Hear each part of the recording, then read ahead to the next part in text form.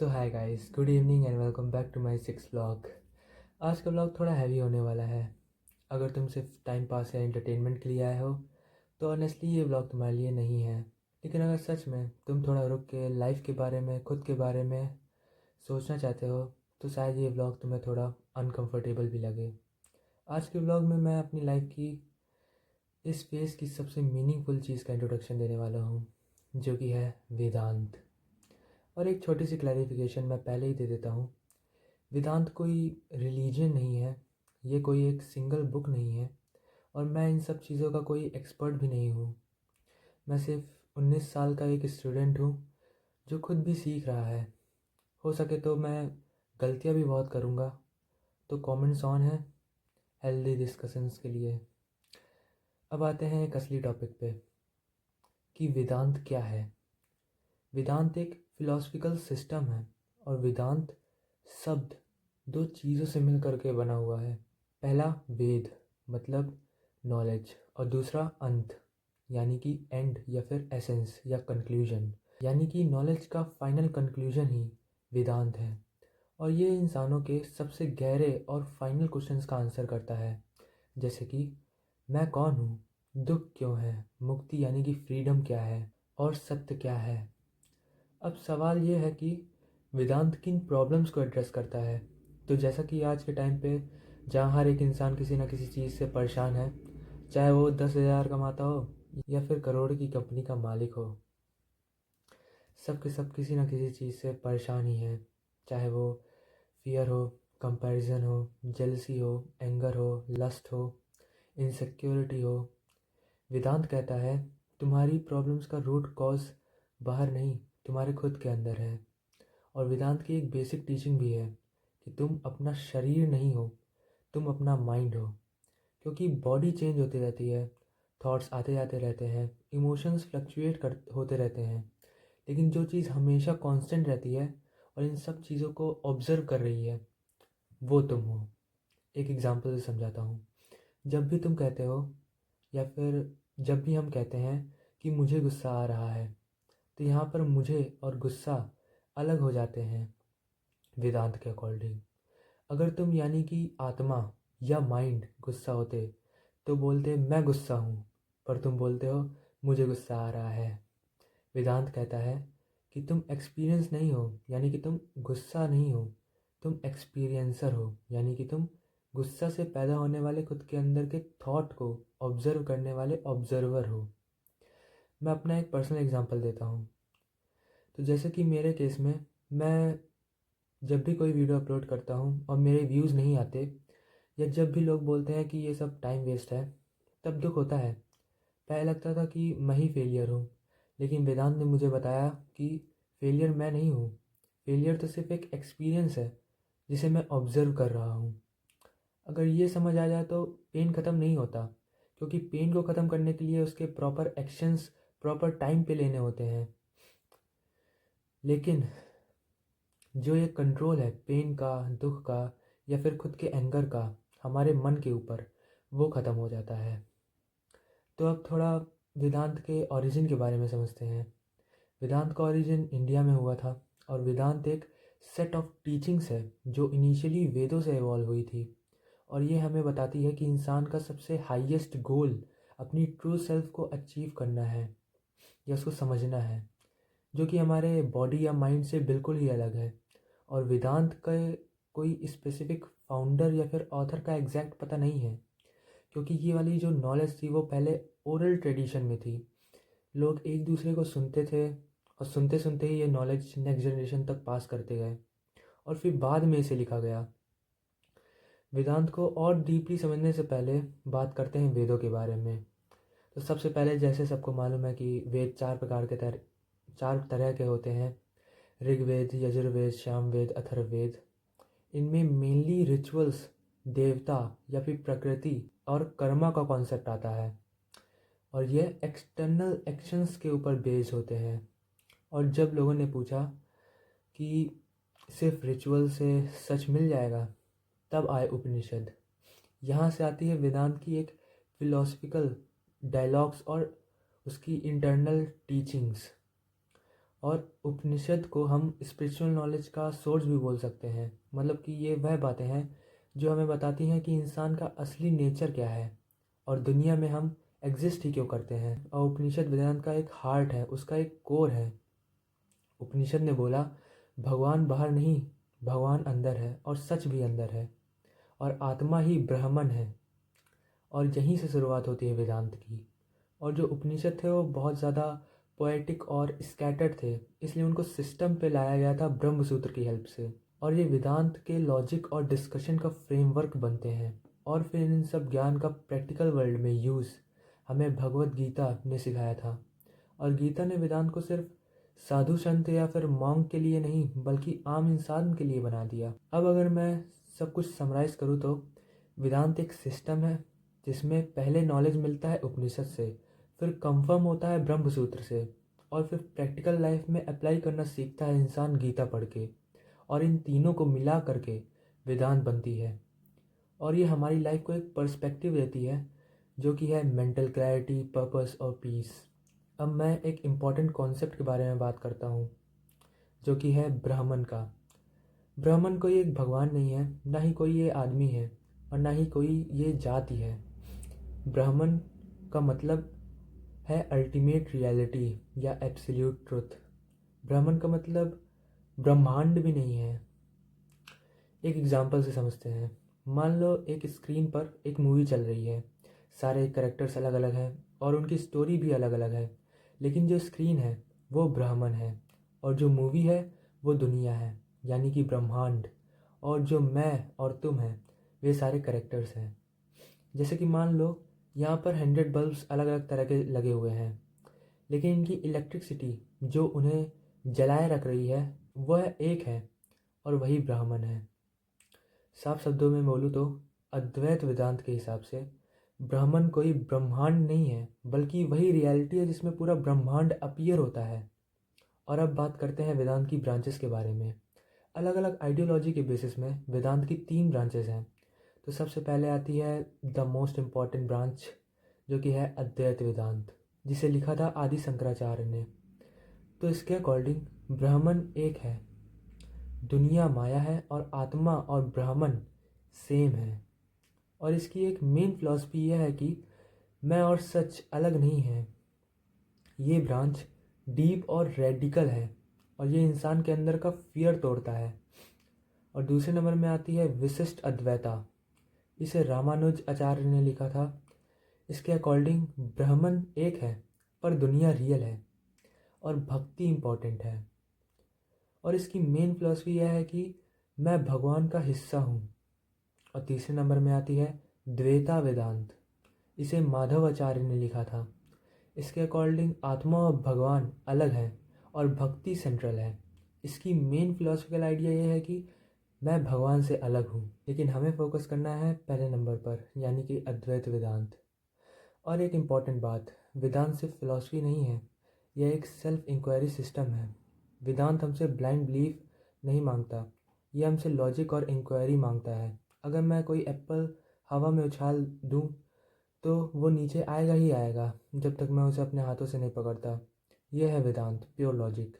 लेकिन अगर मैं कोई बिलीफ सिस्टम में विश्वास रखता हूँ, फॉर एग्जांपल हिंदू, मुस्लिम या क्रिश्चियनिटी, तो अगर मैं चाहता हूँ कि एप्पल नीचे ज़मीन में ना गिरे तो डायरेक्ट उसे हाथ से पकड़ने की बजाय मैं ढेर सारे रिचुअल्स और बिलीफ सिस्टम की माला जपता रहूँगा।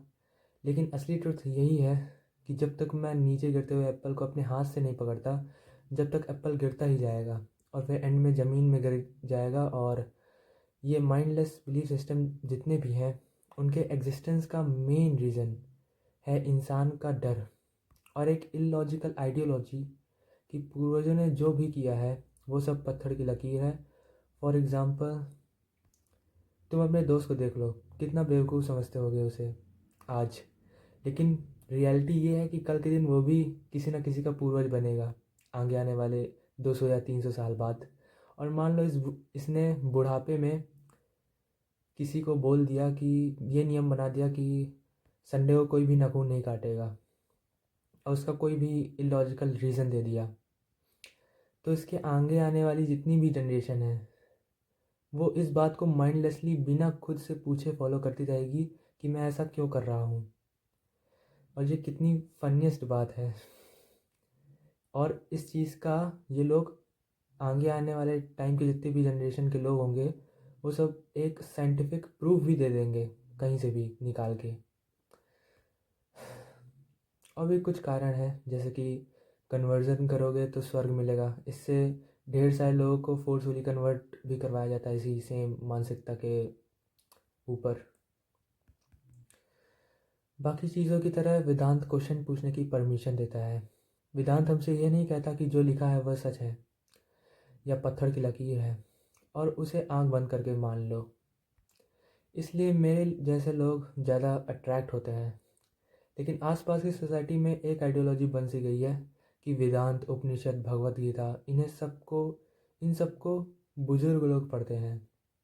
सोचो कितना फ़नी होगा कि श्री कृष्ण बोल रहे हैं एक 70 साल के बुजुर्ग से कि शस्त्र उठाओ पार्थ, कर्म करो, फल की चिंता मत करो।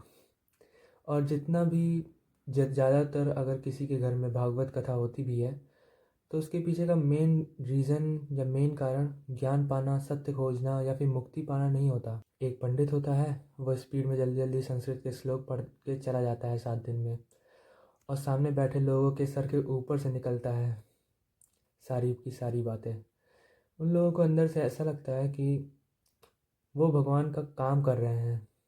लोग सोचते हैं कि ये करने से भगवान खुश होते हैं और उन्हें उंगली पकड़ के स्वर्ग लेके जाएंगे। और स्वर्ग में भी ऐसे स्वार्थी जानवर, मतलब कि बायोलॉजिकल एनिमल्स, करेंगे क्या? अप्सराओं को भोगेंगे। जो गंदगी धरती में फैलाई है वही गंदगी ऊपर भी फैलाएंगे। लेकिन रियलिटी में हेवन या हेल जैसा कुछ भी एग्जिस्ट नहीं करता। इंसानों ने स्वर्ग, नर्क या फिर आफ्टर लाइफ, पास्ट लाइफ के कॉन्सेप्ट इसलिए बनाया है क्योंकि उन्हें ट्रुथ से डर लगता है। वह ये मानना ही नहीं चाहते कि मरने के बाद वो मिट्टी में मिल जाएंगे और एग्जिस्टेंस से 100% ख़त्म हो जाएंगे। और ज़िंदगी भर उन्होंने जो भी किया वो सब एक यूज़लेस था। ये बात उन्हें हजम ही नहीं होगी और लोग दूर भागते हैं डर के मारे इस सच से कि मैं ज़िंदगी भर भागता रहा इनफाइनाइट ट्रेडमिल में और उसका कोई अर्थ या फिर कोई मीनिंग ही नहीं था। अब बात करते हैं कि क्या है वेदांत का गोल। वेदांत का गोल ना ही पैसा है, ना ही वेदांत का गोल पावर है, और ना ही हेवन है। वेदांत का एक ही गोल है, फ्रीडम फ्रॉम सफरिंग। वेदांत बोलता है दुख बाहर से नहीं, इग्नोरेंस से आता है। Ignorance of what? Ignorance of who you are, what you are chasing and what actually matters to you. और मैं वेदांत को इसलिए नहीं पढ़ रहा हूँ कि मैं ज्ञानी बाबा हूँ, कि मुझे बहुत आता है, कि मैं पूरा पढ़े बैठा हूँ पहले से ही वेदांत को। मुझे जितना आता है परफेक्ट आता है, और बल्कि मैं इसलिए पढ़ रहा हूँ क्योंकि मुझे ऐसा लगता है कि शायद मुझे कुछ ऐसा मिल गया है जो ये बता देता है कि दुनिया की हर एक सिंगल प्रॉब्लम का रियल ओरिजिन और उसका सल्यूशन क्या है। और मैंने भी ये आसपास की लाइफ प्रॉब्लम्स जैसे कि करप्शन, सुसाइड, क्राइम्स, इन सब के सल्यूशन ढूंढने के लिए चक्कर से ही मैंने वेदांत को गलती से डिस्कवर किया था। और इसने मुझे बहुत हेल्प की है पास्ट में, प्रेजेंट में, और एक तरह से आंखें खोल दी है। दुनिया को देखने का पूरा पर्सपेक्टिव ही बदल डाला है सभी चीज़ों को देखने का। और जब जब भी कभी मैं अपना मुंह खोलता हूँ और भयंकर गीता बोलने लगता हूँ तो सामने वाले मुझे फिर पागल ही बोलते हैं क्योंकि मैं उसके जैसे कि पागलपंथी नहीं कर रहा। और मुझे शौक भी नहीं है, टू बी फ्रैंक, कि किसी पागल या अंधे को खुश करने के चक्कर से मैं उसकी बताए गए पागलपंथी के रास्ते में चलूँ और अपनी ज़िंदगी का स्वाहा कर दूँ। इसलिए मैं सोचा था कि इस चीज़ को मैं आप लोगों के साथ शेयर करूँ, क्योंकि वेदांत भगवान के बारे में नहीं बल्कि अपनी गलतियों के बारे में है। और मैं गलत नहीं होऊंगा अगर मैं बोलूँ Vedanta is one of the deepest self inquiry system humanity has ever produced. Human history में सेल्फ नॉलेज के लिए जो भी सिस्टम अभी तक बने हैं उनमें से वेदांत सबसे ज़्यादा डीप और मीनिंगफुल और लॉजिकल लगता है मुझे। और एक सबसे इम्पॉर्टेंट मिस्टेक जो सब लोग करते हैं, जो भी इस पाथ में चलते हैं, जिन्होंने भी वेदांत को पढ़ना स्टार्ट किया या फिर उसे पढ़ रहे हैं या फिर उसे पढ़ चुके हैं, वो यह है कि एक तरह से ट्रुथ यानी कि सत्य को पकड़ के रखना और उस चीज़ का घमंड करना। ये भी एक तरीके का इग्नोरेंस है। अगर तुम वेदांत को ही यूज़ करके सुपीरियरिटी फील करने लगो या फिर दूसरे पाथ को नीचा दिखाओ, तो समझ जाना तुमने वेदांत को कहीं ना कहीं मिस कर दिया। तुम लोग को ऐसा लगेगा कि ये जो स्टेटमेंट मैंने अभी बोला है वो मेरा दोगलापन है, क्योंकि मैंने ऊपर ही जितने भी बिलीफ सिस्टम था उन सबको मैंने इलॉजिकल बोल दिया। तो फिर ये वाला स्टेटमेंट भी तो मेरा एक तरीके से मेरी हिपोक्रेसी को दर्शाता है। लेकिन वो जितने भी बिलीफ सिस्टम जिनकी मैंने बात की थी, वो कोई एक रास्ता नहीं है, वो सिर्फ एक बोट है जिसकी मदद से हमें अपना रास्ता खोजना है और साथ ही साथ में उस ज़िंदगी नदी को पार भी करना है। लेकिन 95% से भी ज़्यादा लोग उस बोट को ही परम सत्य मान लेते हैं, मान लेते हैं कि मान लिया है, और अपनी नैया पार लगाने की वजह वो ये प्रूव करने में अपना पूरा जीवन निकाल देते हैं कि मेरी वाली जो नाव है वो बगल वाली नाव से बेटर है, और जो मेन पर्पस था नाव का वही भूल जाते हैं। और इनको ये नहीं मालूम कि नाव बनाने वाला तो सेम ही है, तो वो एक नाव को दूसरी नाव से बेहतर या फिर डिफरेंट कैसे बना सकता है। तो अब वेदांत का तो इंट्रोडक्शन हो गया कंप्लीट। अब बात करते हैं वेदांत के आज की टीचिंग के बारे में। तो टीचिंग नंबर 1, आज मैं सिर्फ एक ही टीचिंग शेयर करूँगा जो मेरी लाइफ में सबसे ज़्यादा इम्पैक्ट कर रही है, और वो यह है कि वेदांत कहता है आपका असली सेल्फ आत्मा है, जो कि बॉडी और माइंड से बिल्कुल ही अलग है। जो भी आप एक्सपीरियंस करते हो, चाहे वो सक्सेस हो या फिर फेलियर, या पेन हो या फिर प्लेजर, वो सब टेम्परेरी है। मतलब हम अपनी लाइफ में जितना भी ज़्यादा स्ट्रेस और प्रेशर फील करते हैं वो बस एक इल्यूजन है। और दिक्कत हमारी ये है कि हम ये सब चीज़ों को अपनी असली आइडेंटिटी बना लेते हैं। अगर हम समझ जाएं कि हम आत्मा हैं और दुनिया एक ट्रांजिएंट है, तो हमारे डिसीज़न और इनर पीस काफ़ी हद तक बेटर हो जाएंगी। और ये प्रिंसिपल मुझे पर्सनली बहुत ज़्यादा हेल्प करता है, चाहे वो स्टडीज़ हो या फिर लाइफ में कोई स्ट्रगल हो। और कुछ इंपॉर्टेंट बातें भी कर लेते हैं, एक तरह से रियलिटी चेक। और वो ये है कि जिसने भी मेरी वीडियो यहाँ तक देखी है उनमें से 95% व्यूअर्स ऐसे होंगे जिन्हें ये सारी बातें समझ में नहीं आई होंगी। इसका मतलब ये नहीं है कि मेरे समझाने में कोई कमी थी, इसका मतलब ये है कि वो पुरानी धारणाएं नहीं तोड़ना चाहते अपने अंदर की, जिसकी वो और उनके माता पिता या फिर उनके पूर्वज गुलामी करते आ रहे हैं।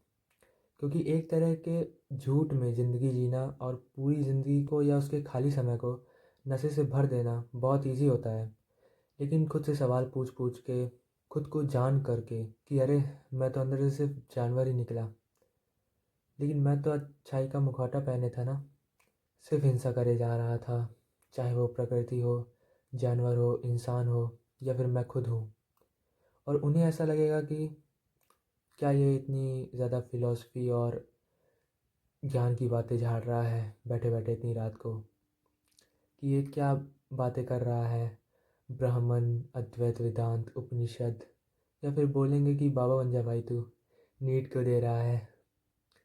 और फिर ये सारी बातें बहुतों को फिजूल का टाइम वेस्ट भी लगेंगी।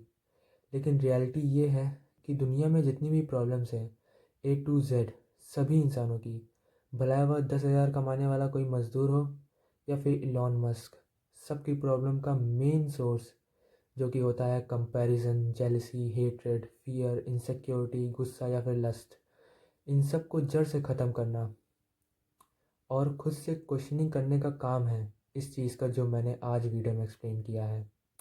और बहुतों को मेरी सारी बातें समझ में नहीं आई होंगी, आएंगी उनको भी मेरी बातें समझ में, लेकिन जब तक बहुत ज़्यादा देर हो चुकी होगी, यानी कि कोई ना कोई गुस्से में आके कुछ ऐसा कर चुका होगा जो कि अब इरिवर्सिबल है, या कोई डर के कारण किसी ऐसे विशियस साइकिल में फंस गया होगा जिससे अब वो कभी भी चाह के भी बाहर ना आ पाए, या हेट्रेड के कारण अपनी पूरी ज़िंदगी का ही नाश कर ले, या फिर कंपैरिजन के चलते खुद की शांति को आग में स्वाहा कर दे। और तब चाह के भी रिवर्स गियर नहीं लगेगा, सिर्फ पछतावा होगा। और उस पछतावे से दिमाग हटाने के लिए लोग और ज़्यादा नशे और वायलेंस में डूबते चले जाएंगे, चाहे वो टीवी हो या मोबाइल हो, चाहे चाय हो, और बाकी के नशे जो भी तुम्हारी डिफिनीशन में आते हों। और ऐसा इसलिए होगा क्योंकि जब तक सब के सब ही कम्प्लीटली खुद की बॉडी के खुद के हॉर्मोन्स के, खुद के कंफर्ट के और स्वार्थ के गुलाम बन चुके होंगे और अच्छाई का मुखौटा पहनकर अपने शरीर की गुलामी करेंगे जब तक कि मर नहीं जाते।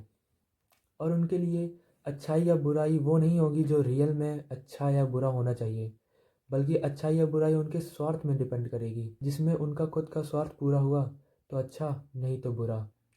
दुनिया में जितनी भी प्रॉब्लम्स हैं, जैसे कि क्लाइमेट चेंज, करप्शन, पोल्यूशन या क्राइम्स, उन सब का सोर्स ह्यूमन डिज़ायर से आता है। और मैंने ऊपर अच्छाई का मुखौटा वर्ड इसलिए यूज़ किया था। एक एग्जांपल से समझाता हूँ। भारत में हर एक दिन 87 रेप केसेस सिर्फ रजिस्टर्ड होते हैं, यानी कि अनरजिस्टर्ड तो न जाने कितने ही होंगे। इसका मतलब है कि हर एक घंटे में 4 रेप केसेस, जिनमें से भी एक साल में सिर्फ 2 या 3 मैक्सिमम केसेस में आउटरेज होता है। और इंसिडेंट के तुरंत बाद ही गूगल के ट्रेंडिंग सर्च लिस्ट में सबसे ऊपर उसी सेम रेप वीडियो की टॉप सर्च होती है इंडिया में। और तब फिर सब मिल करके पॉडकास्ट करते हैं, न्यूज़ डिबेट होती है, पब्लिक आउटरीच होता है, लॉ मेकर बैठ के डिस्कशन करते हैं कि रेप क्रिमिनल्स को तो फांसी दे दो। और अगर फांसी दे भी दिया तो कोई गारंटी नहीं है कि आगे केसेस नहीं होंगे, क्योंकि ये तो वो लोग थे जिन्हें मौका मिल गया क्राइम करने का। लेकिन अगर पूरी सोसाइटी की रियलिटी देखें गूगल के ट्रेंडिंग सर्चेस को दिमाग में रख के, तो ऐसे लाखों की तादाद में हैं, या कहो करोड़ों की, जो ये क्राइम इसलिए नहीं कर रहे हैं क्योंकि उन्हें लॉ का डर है या मौका नहीं मिला, नहीं तो वे सब भी क्रिमिनल्स होते। और यहाँ पे कुछ लोगों को लगेगा कि सही तो है, लोग लॉ से डर रहे हैं इसलिए नहीं कर रहे क्राइम। लेकिन ये एक सिक स्टेटमेंट है, क्योंकि जो डर होता है वो कभी भी परमानेंट नहीं होता, लेकिन जो ज्ञान या लॉजिक होता है वो हमेशा परमानेंट होता है। फॉर एग्ज़ाम्पल, मान लो कि मैं किसी जीव को नहीं मारता, और इस चीज़ का कारण कोई डर या पाप लग जाएगा मुझे, ये नहीं होना चाहिए। और ना ही इस माइंडसेट को बढ़ावा देना चाहिए, क्योंकि क्राइम करने का डर परमानेंट नहीं होता, लेकिन लॉजिक या ज्ञान हमेशा परमानेंट होता है। मैं किसी जीव को इसलिए नहीं मार रहा कि मुझे पाप लगने का डर है, मैं इसलिए नहीं मार रहा क्योंकि मेरे पास लॉजिक है कि वो इकोसिस्टम को स्टेबल रखने के लिए एक बहुत ही इम्पॉर्टेंट रोल प्ले करता है नेचर में। और रेप क्रिमिनल्स को फांसी देने से रेप के होने के मेन कोर रीज़न, यानी कि हिंसा या वायलेंस का माइंडसेट कभी ख़त्म नहीं होगा, और ना ही वो चीज़ें कभी ख़त्म होंगी जो इस क्राइम को बढ़ावा देती हैं। और इसीलिए ये 87 का नंबर कभी भी नीचे नहीं आएगा, भला ये बढ़ क्यों ना जाए। यहाँ 4 को फांसी दोगे, वहाँ इंटरनेट की गंदगी चाट के वायलेंस या हिंसा को अपना कोर बना करके 40 लाख और पैदा हो जाएंगे। और क्राइम करने के कोर इंटेंशन को किल करने का काम है वेदांत का। और कोई भी ह्यूमन की प्रॉब्लम्स का एग्जांपल उठा लो, जैसे कि क्लाइमेट चेंज। और क्लाइमेट चेंज का भी एक रिसेंट टॉपिक उठा लो, अरावली का केस, कि किस तरह से government, law maker, law implementers, नेता या बड़े बड़े उद्योगपति हाथ धो के अरावली के पीछे पड़े हैं। रीज़न, स्वार्थ या लालच। और ऐसा भी नहीं है कि उनके पास कम पैसा है, इनफ है। और इतना है कि वो ज़िंदगी भर भी उस पैसे को भोगें तो भी ख़त्म नहीं होगा, लेकिन फिर भी और भोगना है। और साथ ही साथ में दुख तब होता है जब ये अमीर लोग बहुत ज़्यादा करप्शन, पोल्यूशन और क्राइम्स करते हैं, उसका खामियाजा गरीब इंसान को भुगतना पड़ता है सबसे पहले। और साथ ही साथ में अभी तो खुद का पेड पीआर भी करवाने लगे हैं, कुछ चीप इन्फ्लुएंसर्स को हायर करके पेड मिस इन्फॉर्मेशन भी फैलाई जा रही है सोशल मीडिया में। और अगर न्यूज़ मीडिया की भी बात करें तो वो भी फ्री नहीं है, क्योंकि मीडिया ने ज़्यादा आवाज़ उठाई तो उनको एडवर्टाइजमेंट की जो सप्लाई मिलती है वही नहीं मिलेगी। बस हो गई आज की ज्ञान की बातें ख़त्म। लेकिन एक बात याद रखना जाते जाते, कि इस पूरी ब्रह्मांड की जितनी भी प्रॉब्लम्स हैं A to Z, उन सब का एक ही सल्यूशन है, ज्ञान और Advaita Vedanta. So that is for today's blog. Bye.